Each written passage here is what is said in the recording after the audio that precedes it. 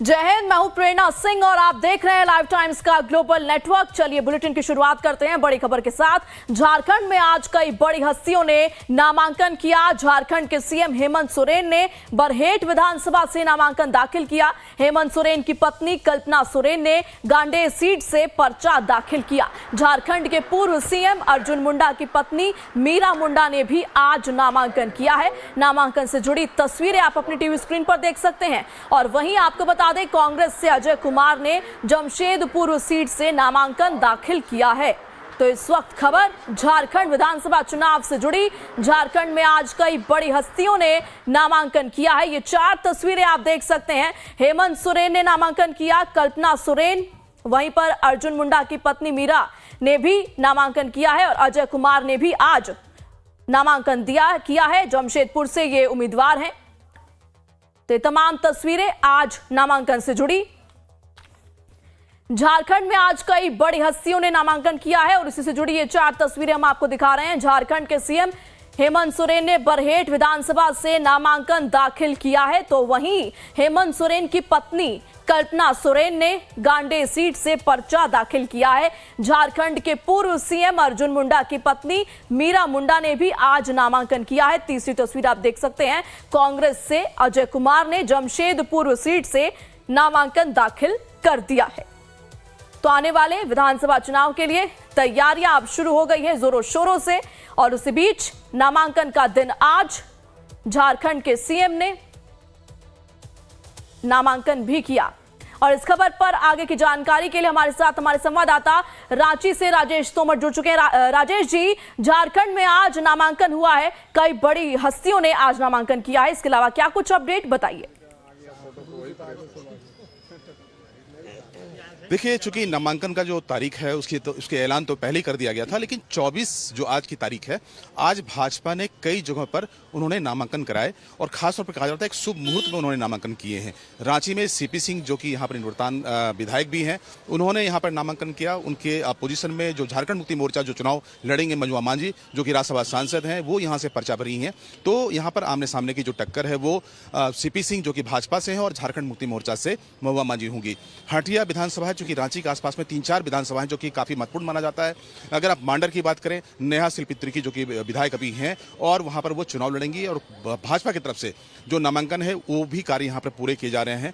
हटिया से नवीन जायसवाल ने पर्चा भरा है। हटिया से जो कांग्रेस के प्रत्याशी हैं अजना साधेब, उन्होंने पर्चा भरा है।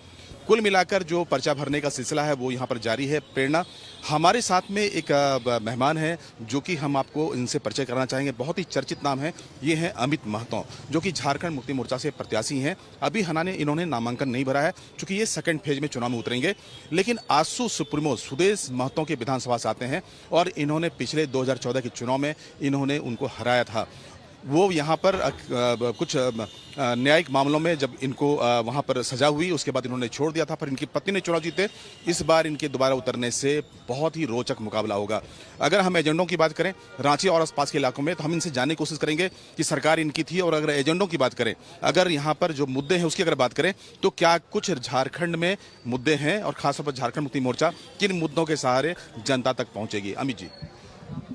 जी बिल्कुल दादा, आपको धन्यवाद।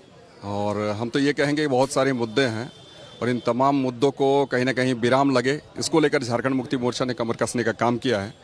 ये सबसे बड़ी बात ये है कि हमारी महिलाएं जो हैं, हमारी माँ बहनें, उनको हम स्वावलंबन की दिशा में कैसे ले जाएं, उस पर एक पहल हो रहा है। और आने वाले दिनों में ये जो मैया सम्मान योजना है, हम तो चाहेंगे कि धरातल पर उतर कर इसके नए नए आयाम गढ़े जाएँ। तो ये हमारा एक प्रयास है। और दूसरी बात है सर, हमारे झारखंड प्रदेश में बहुत सारी बातें हैं जिसका हम लोग आज कहीं ना कहीं उस पर चाहेंगे कि ये समस्याएं समाप्त हो।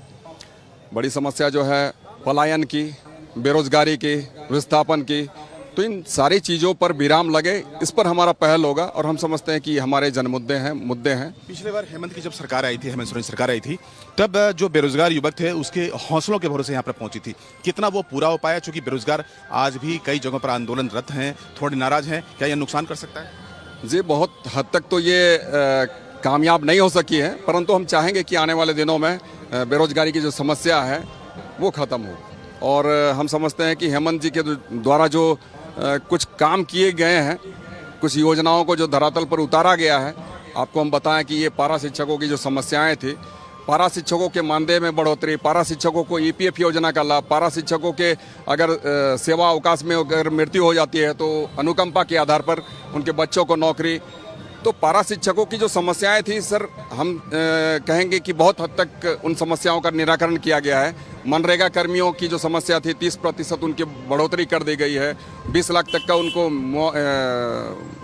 बीमा दिया देने का काम किया जा रहा है। योजनाएं मैया सम्मान योजना और युवाओं में जो खासतौर पर जो पारा शिक्षकों का मामला था या फिर पारा मेडिकल से जुड़े मामले थे या जो पेंशन से जुड़े मामले थे, उस पर झारखंड मुक्ति मोर्चा यानी कि जो साझा सरकार बनी थी कांग्रेस साथ, उसमें बहुत पहल हुई।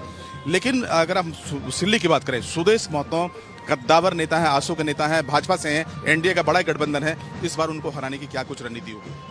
सर ये रणनीति वहाँ डिसाइड कर चुकी है सर, वहाँ की जनता, और आने वाले दिनों में सर वो दिखेगी। और हम तो कहेंगे कि आने वाले दिनों में इसका बहुत बड़ा प्रभाव पड़ने वाला है।